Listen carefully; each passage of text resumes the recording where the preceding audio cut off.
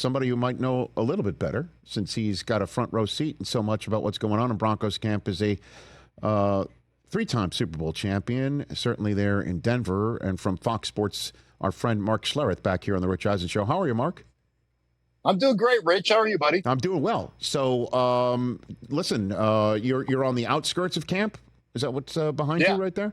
Okay. Yeah, they got the Broncos training camp right back there. You can see the big building and all the cars rolling by. Oh, okay. So that's I thought you were. So this is where I'm doing my radio show from, and then I'm going to walk across the street after we're done and go into practice. Because I know I was wondering if the Walmart family needed any extra cash to not use plastic trash bags to keep the riffraff out. You know what I mean? No, you know what I mean? No, they're good. They got they've got a lifetime supply of trash bags over there at Walmart anyhow, so they're good. Well, I am assuming that is from Walmart. The bags behind you. That is the border between you and no, you know what? That's a border. On the other side, it says our radio station. Okay, so that's fantastic.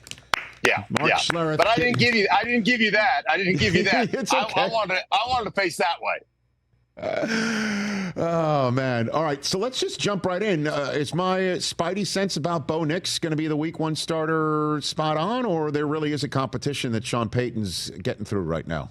Yeah, I don't think there. I think you're 100% right, Rich. I don't think there's any real competition. The competition is, hey, we're going to find out who's the backup quarterback between Zach Wilson and Jarrett Stidham. But I really believe in talking to Sean Payton this offseason, just about all the qualities that Bo Nix has. One, like his ability to throw from a dirty pocket, his ability to kind of process information, make quick decisions, his accuracy, the fact that he didn't take a lot of sacks. I don't think he had one fumble in his 2 years at Oregon. All of these things lend themselves to Sean Payton saying, this is going to be my guy. I think the other thing that people really need to realize is when you start to pick out who has the best fit, you really look at fit with the coaching staff, with the organization. I think you'd be hard-pressed to find a guy that has a better fit than that of Bo Nix here in Denver. Think about it. The first three guys taken were all taken to defensive coaches. And one thing I know about defensive coaches is, hey, they may work on developing a quarterback, but they want their defense to perform well. And then ultimately, you look at J.J. McCarthy in Minnesota. I really think Sam Darnold's going to get the first crack at that starting job. So I think Bo Nix is really kind of in the best position fit-wise with Sean Payton to operate this offense and be day one starter. Well, what about his skill set fitting what Payton wants? Clearly it must, because that's why, Sean didn't just take him just to take him with the dozenth pick when there are so many other holes to fill on that roster. So what's your 2 cents on that one, Mark? My 2 cents is that Bo Nix really fit everything that he wanted. Judicious with the football, quick decisions, unbelievably accurate, getting through progressions. All those things fit well. And I think the biggest thing that he raved about is just the intelligence level, his ability to dump a bunch of information on Bo Nix, 5 o'clock the night before he met with him, and Bo Nix being able to regurgitate that, being able to go through all those things. So I just think from that standpoint, he has got exactly what he wants. And I'm not going to call him, Drew Brees, but I think he had those Drew Brees-esque qualities from the neck up. And that's really where this game is played at the quarterback position. Do you have the requisite skills from the neck up to be great? And I think Bo Nix, at least in Sean Payton's mind, has those requisite skills. And how about, the schedule makers? I mean, they throw Week 1 at Seattle, which, by the way, was the way things started off for Hackett with Russell Wilson, and we all remember what happened there and why that kind of led to Sean Payton being the coach there. And then Russell's going to be the first starter for an opponent in the building for the home opener in Week 2. I mean, talk about wild.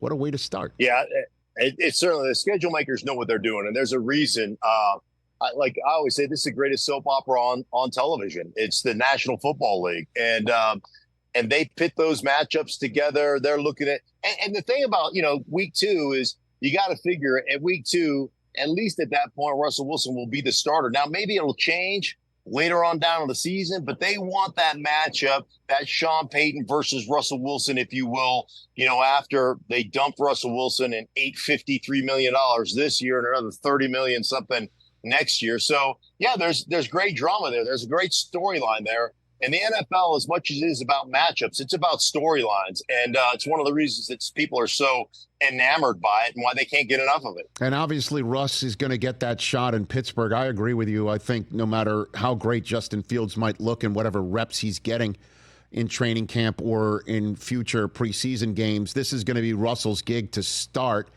And it seems like we're back with to square one with Russell Wilson, where you see how engaged he looks and how in shape he is, and he's in a new spot. And I'm wondering what you think about his chance to succeed in Pittsburgh might be here. Yeah, it's interesting. I love Arthur Smith as a coordinator.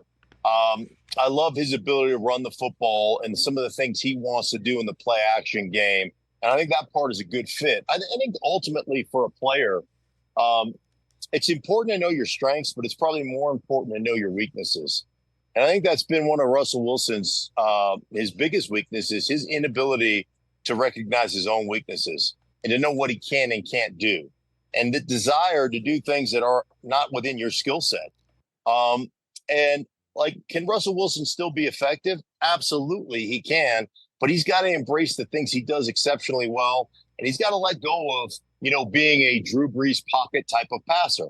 It's not what he is. I don't think that's what he'll ever be. If he hasn't hit that to this point in his career, it's not going to happen. So at some point, you've got to say, hey, man, I might not be X, Y, and Z, but I'm still A, B, and C. And A, B, and C can still win games, but I've got to embrace that. And I can't try to be something that I'm not. And ultimately, I really believe that that's what he has to do. And then if that means eliminating some people in your circle that tell you things that are just not true, I think that's a part of what he needs to do, in my opinion, to be successful. So what are the things that they're telling him that aren't true? The other stuff that you're referring to? Well, like the whole, hey, let Russ cook, and you can be in control in line of scrimmage, and and there's no route combination that you can't throw. Russ does not take advantage of the middle of the football field. He's not great at seeing routes open up and develop in the middle of the football field. It's not what he does well. And so you got to really embrace the play action, the boot keep game, the eliminating half the field and throwing it to one edge. All those things are little kind of processes or nuances to the game that he has to embrace, and you've got to be okay winning that way, as opposed to, hey, I want to be a drop back guy like Brady and just orchestrate from the middle of the pocket. That's not who you are. It's not who you're going to be. It's not who you've ever been. And so, I believe that those things, you've got to be really honest with yourself.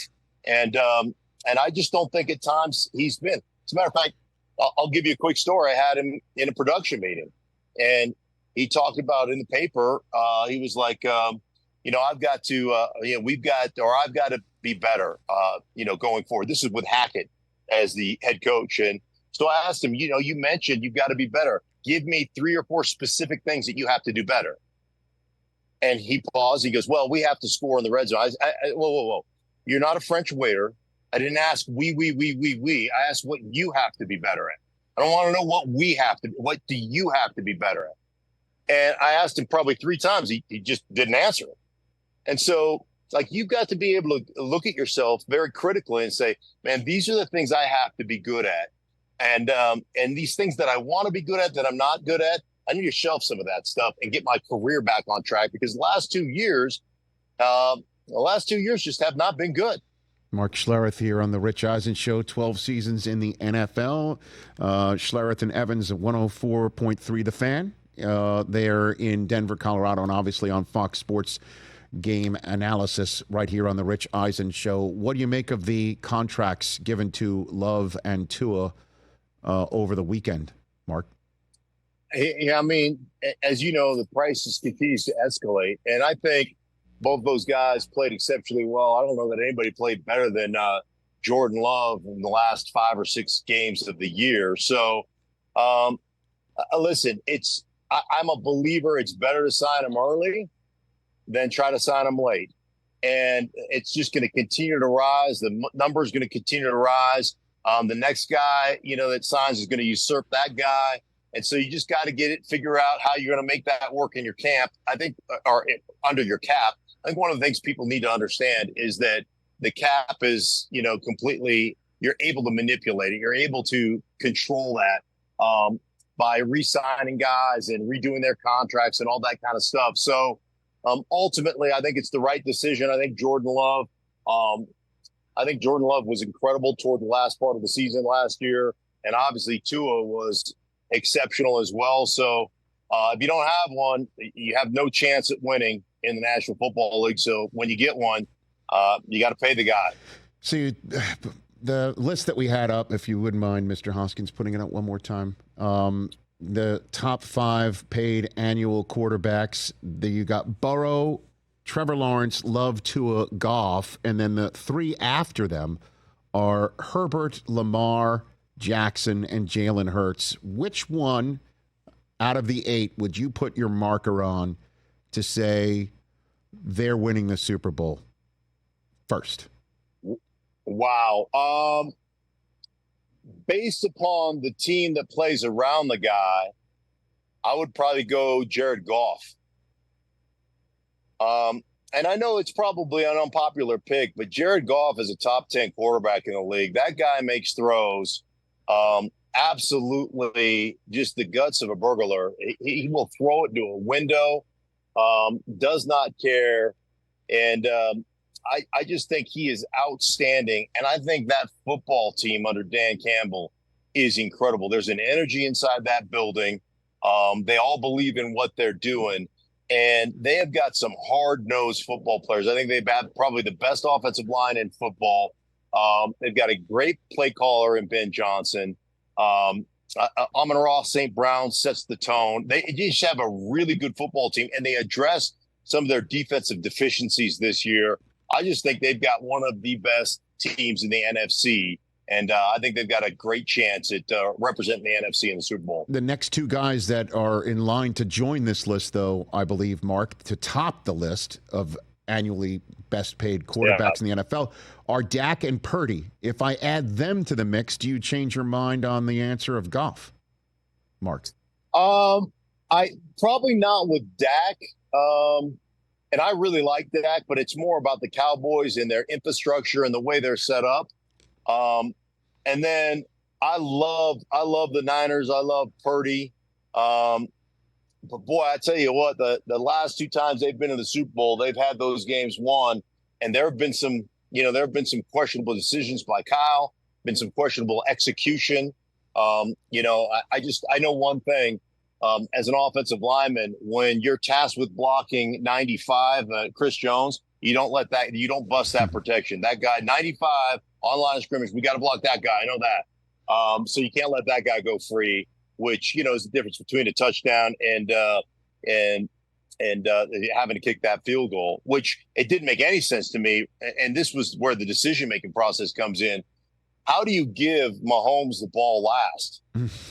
Like with 4 down, like you're in 4 down territory from your own 1 yard line and beyond. Like how do you give him the ball last? I didn't understand that decision either. Yeah, I know. And we'll be talking about that for some time. But I guess you're doubling and tripling down on the Niners fans loving you these days, Mark, based on your opinion of Brandon Aiyuk not being worthy of a top 10 receiver contract. Did I see that correct, Mark, from you? Yeah, I did. Yeah, I didn't understand. Like I say things, Rich, and I said that on my podcast, the Stink of Truth podcast. Yes, sir. And people just go bananas, and I'm like, well, where am I missing Brandon Aiyuk all of a sudden being a top 10 wide receiver in the league? Like when you game plan. So, for instance, and I've done a bunch of San Francisco games. Yes. When I talk to defensive coordinators, what do they tell me?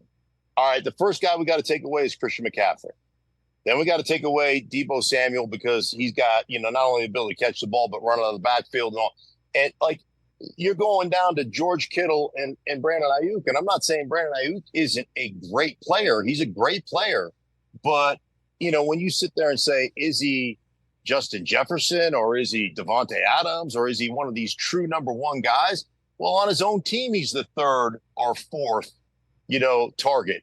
So, and he had a lot of targets, and I get that, but I don't look at him as the top weapon on his own team. So how are you going to make that guy a, top 5 or 10 paid wide receiver? I just don't. That doesn't make sense to me. And I'm not saying that he's not really good, because he is. But those are the things I look at. And then I get people, because I get salty. Maybe it's just because I'm old, but I get salty, and I get people that tell me, well, if you look at his separation per target. Well, I don't even know what that means, separation per target. Like, okay, so he runs a flat against the zone, and the zone dropper gets 10 yards of separation because he's trying to take away the secondary route. Is he wide open by 10 yards? Or is that the way the defense let it to be? Like, I look at some of these advanced analytics, and I'm like, you numbers nerds have got to stop with all this garbage, because it doesn't mean anything. So anyhow, that's when I get salty, and that's when I, make a snide comment about the Jets or something, and then I get in trouble, and you play a video. No, yeah, and then you put one of your Super Bowl rings, and you show it off on your middle finger, like yeah. That's a greatest hit, though. That was a few years ago. That's a greatest Mark Schlereth hit. Like, if we're putting that tape together. Do you know your Week 1 assignment yet? I'm in New Orleans week 1. So Okay. that's going to be, the NFC South is interesting to me, because I think Atlanta, what they did with Kirk Cousins, I thought last year Atlanta should have won 10 or 11 games. I thought they were really good, both sides of the ball.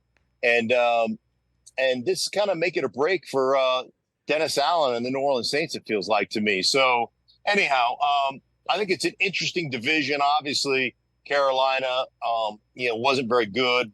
Bryce Young wasn't very good last year, but that's kind of interesting. So, yeah, I've got New Orleans. Always fun to go down to New Orleans. Always fun to be down there in the Superdome. That's a great place to call the game. Yeah, Bryce Young, year 2. We'll see what happens with Dave Canales, and obviously what changes they made there. And, hey, man, the Saints and Derek Carr, we'll see how week 1 goes there. That's a 1 Eastern game on Fox with you.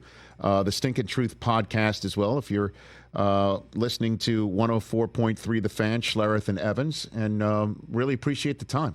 Mark, thank you, sir. Anytime, Rich. Always good to connect with you, buddy. Take care. Right back at you. That's Mark Schlereth giving us the Stinkin' Truth, as always, right here on The Rich Eisen Show. Catch The Rich Eisen Show every single day on the Roku channel, 12 to 3 Eastern, for free.